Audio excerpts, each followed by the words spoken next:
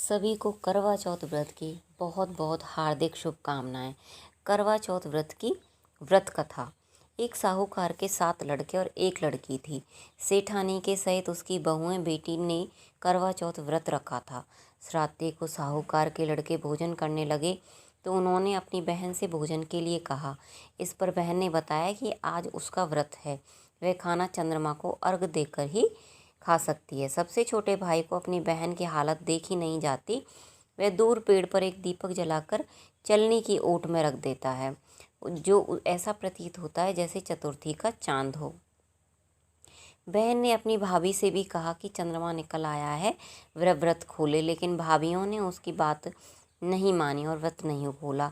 बहन को अपने भाइयों की चतुराई समझ नहीं आई और उसे देखकर करवा उसे अर्घ देकर खाने का निवाला खा लिया। जैसे ही वह पहला टुकड़ा मुंह में डालती है उसे छींक आ जाती है, दूसरा टुकड़ा डालती है तो बाल निकल आता है, तीसरा टुकड़ा मुंह में डालती है तभी उसकी पति की मृत्यु का समाचार उसे मिलता है। वह बेहद दुखी हो जाती है। उसकी भाभी सच्चाई बताती है कि उसके साथ ऐसा क्यों हुआ।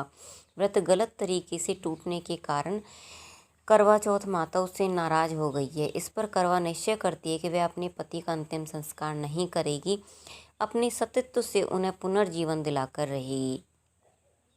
शोकातुर होकर वह अपने पति के शव को लेकर 1 वर्ष तक बैठी रहती है। उसके ऊपर उगने वाली घास को इकट्ठा करती रही। उसने पूरी साल की चतुर्थी को व्रत किया। अगले साल कार्तिक कृष्ण चतुर्थी फिर से आने पर उसने पूरे विधि विधान से करवा चौथ व्रत किया।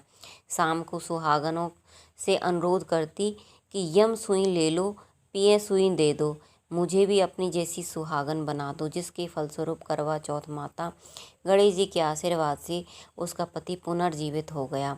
जैसे गणपति और करवा चौथ माता ने उसकी सुनी, वैसे सभी की सुने, सभी का सुहाग अमर हो।